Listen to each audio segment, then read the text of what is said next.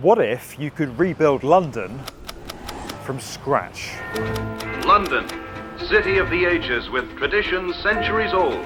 London, like many cities in Europe, is pretty ancient. Its roots date back to Roman times, well before black cabs, double-decker buses, and multi-million-dollar apartments. This really isn't a city for the 21st century, and that's creating a whole host of problems for the Londoners of today. Everything from congestion to restrictions on density to huge challenges when it comes to building new buildings. But what if we could change that? Sounds to me like a capital idea. This is London. Well, not really. This is what London could be. I'm playing a little game called Fortnite, which you might have heard of.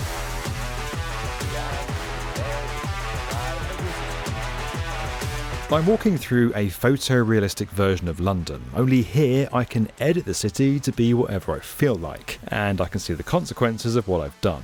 But we're getting ahead of ourselves. This is what London's really like. A bit of a mess. Unlike many cities found over in the US, London is not a grid. It's a mesh of streets spilling out in almost every direction. And in many ways, that's what's contributed to London's congestion. Back in 2019, drivers spent an average of 149 hours stuck in traffic, costing the city nearly £5 billion. Now, while grid cities have congestion problems too, a journey as simple as this in a grid system city looks a lot more like this in London. Another problem with this city is that we just don't have enough of the buildings that we actually need. So London has a real mix of height restrictions and strict rules around what can be built where. And there are famous sightlines protecting views of St Paul's Cathedral, all of which has led to our rather strange-looking skyline.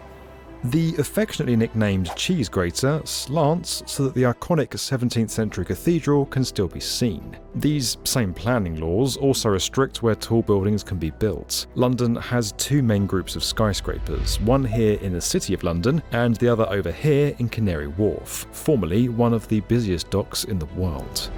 Now, it's no secret that London, like many other cities, has a housing crisis. There simply aren't enough buildings for people to live in. There's a shortage of homes, which means prices are staggeringly high. A quarter of Londoners live in poverty after either paying their mortgage or paying rent. It doesn't help that where skyscrapers and higher density buildings can actually be built, they then become offices or luxury apartments that are unaffordable because of the nature of their location and their scarcity. Of course, London was not a planned city. Long before the gherkin and the walkie-talkie, London was Londinium, an ancient walled Roman city established in 43 AD. While a lot of the original Roman settlement has been washed away or forgotten, some of it actually remains to this day. You can still find segments of the original wall, and we still use many of those original streets. Even the iconic Oxford Street can trace its origins to the Romans. Up until the 17th century, London was built over these Roman ruins in an area known as the Square Mile. Then medieval London spread further than this, enveloping the surrounding farmland.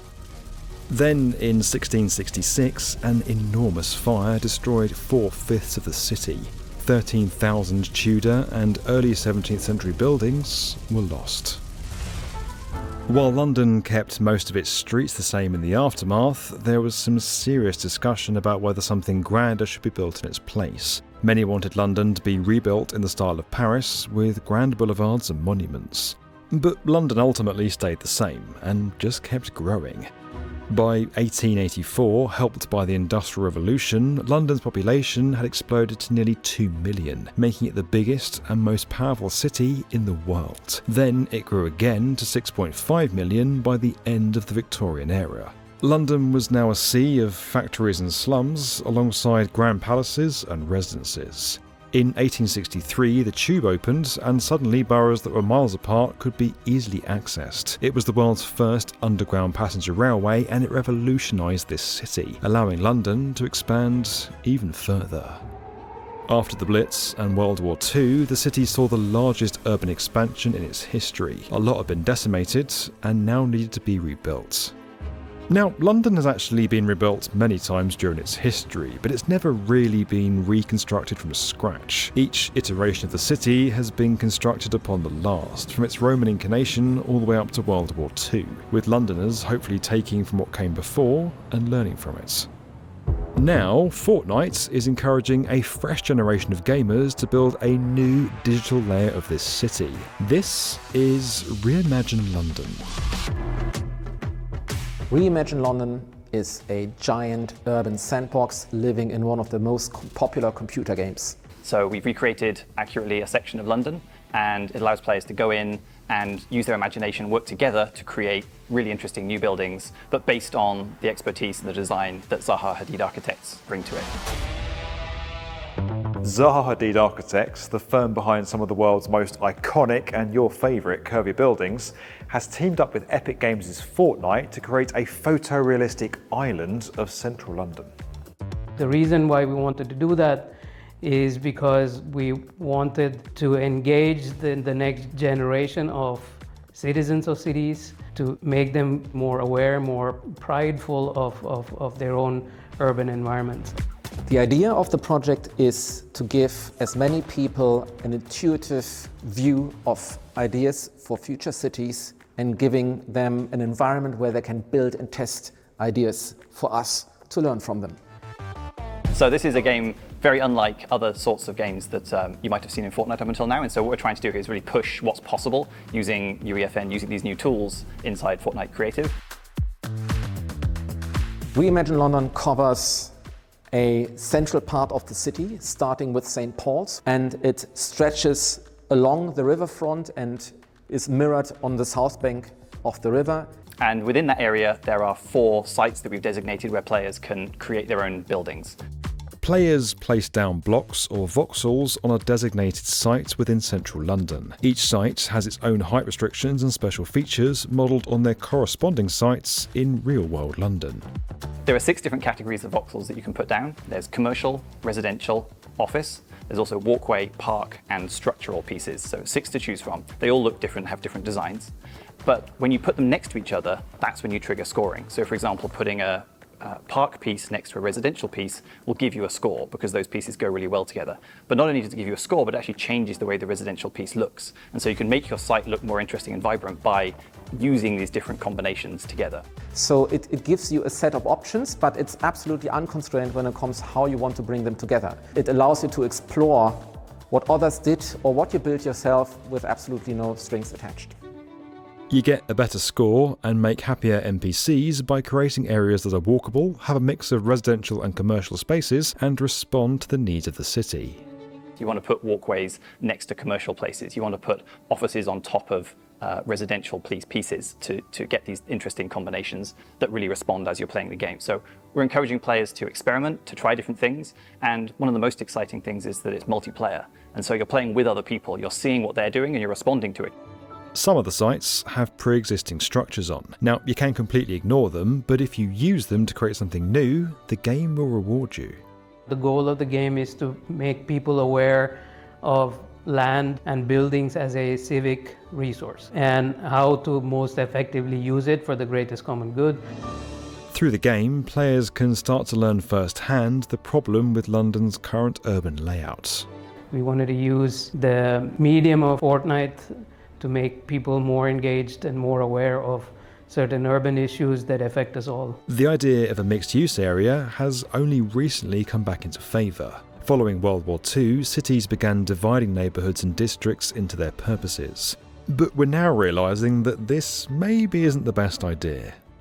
Reimagine London allows for people to reimagine their neighbourhoods. And in particular, it allows them to reimagine their neighbourhoods for mixed uses. And we can see what is being built and we can learn from it, from how we can design a city that is likely to be popular and loved by its visitors. Density, which in very simple terms kind of relates to buildings that have a lot of floor space in a small area, is something that's also being reassessed. Density has become a bit of a feared word among the general public. People associate dense cities with overcrowding and claustrophobia. But density, when done right, can actually be fantastic. The biggest problem that London has is that it's not a very dense city. When you go through London, you will find 200 meters towers right next to Georgian terraces with 3 floors. And it's this relative low density that London has primarily through its history as it has grown, because London was never designed from day one to become a metropolis. One way to make better use of land as a civic resource, as a communal or collective resource, is to have more denser urban environments. They tend to produce more innovations, more technology, and more prosperity for everybody in that city. Is it active and engaging? Does it provide sort of a good canvas for the public realm to be vibrant and active? Those are more ways that we interrogated the idea of what it means to be dense in an urban sense. Zaha Hadid Architects and Epic Games have created Reimagine London to show that everyone can engage in their city's design, that concepts like densification and mixed-use neighbourhoods are important to understand. At the end of the day, despite the traffic and small flats, cities may be the best thing we've ever made, and now you can be a part of it too. Our approach to it as designers was always to empower others to be able to see and have access to like a creative pool of content so that they can experiment a bit and see what might be possible and to engage in their fabric that they walk by every day. Cities are very expensive to build, they are very slow to change, and you really want to be certain of doing something meaningful before you make long-lasting changes to your built environment. And using gaming technology as a tool to broadly access a target audience, citizens, people who live in a city, people who visit a city, and to get an opinion on what they think of a design is really invaluable. You can build games and experiences just like Reimagine London with Unreal Editor for Fortnite. Play the island now by launching Fortnite and searching for Reimagine London in Discover, or by entering the island code in the description of this video. And as always guys, if you enjoyed this video and you want to get more from the definitive video channel for construction, make sure you're subscribed to the B1M.